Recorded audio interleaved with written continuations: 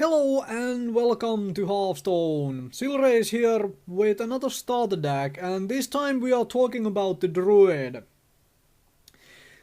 Concept is the same as before, trying to make a workable deck with as little crafting as possible. This deck requires no crafted cards whatsoever. However, you do need level 10 as a Druid to have access to all the basic cards.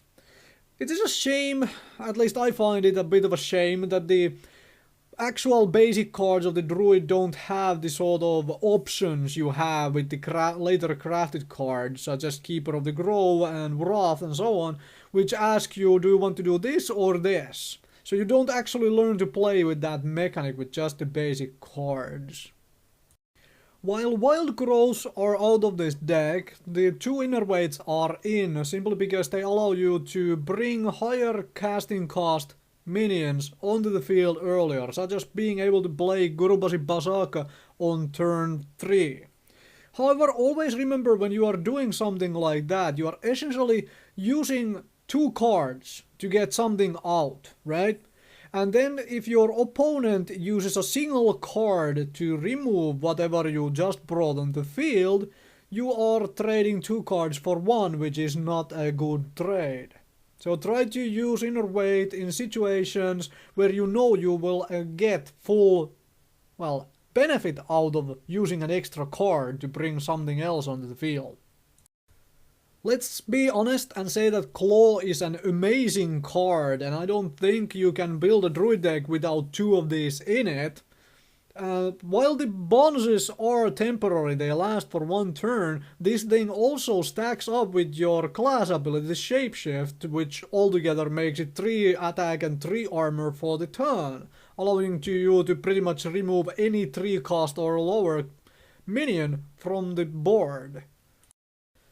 This deck also has a couple ways of making minions stronger. While one of them is temporary, that's one reason why there is only one Savage Roar. If you have multiple creatures, you can absolutely have them trade out for bigger, nastier things with the Savage Roar, or simply deal more damage in general. Mark of the Wild, however, is pretty good at turning random creatures you just happen to have on board into taunt and actually giving them more attack and health.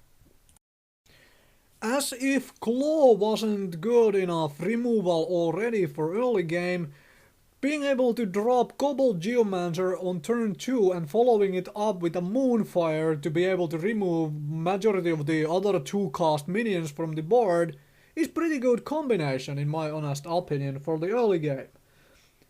Also, Kobold Geomancer with the spell damage bonus makes your Swipe and Starfire stronger, so there is a reason to bring a spell damage creature. And why are we bringing Kobold Geomancer instead of Dalaran Mage? Because Kobold Geomancer comes out one turn earlier than Dalaran Mage, and it allows to play on turn 2 with the drop Kobold Geomancer and Moonfire something for 2 damage. The deck also has 2 healing touches, which can be used to prolong the game if you have taken damage and need to heal your hero. Or also remember that it can be used to heal one of the nastier things this deck also has, such as the Ironbark Protectors. Overall, I personally feel that Druid is the class where you have the most versatility. The decks can be built to deal with pretty much any sort of an opponent, whether that is aggressive deck or late game focused deck or whatever.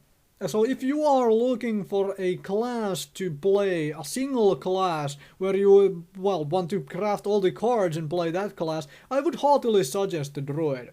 Simply because once you get to crafting, there are multiple cards which allow you to deal with, different things. Keeper of the Grove, Druid of the Claw, the Wrath even. These are all claws which have multiple uses, and you can decide which one of them to use. Thank you very much for watching. Hopefully this will help you get started on a Druid.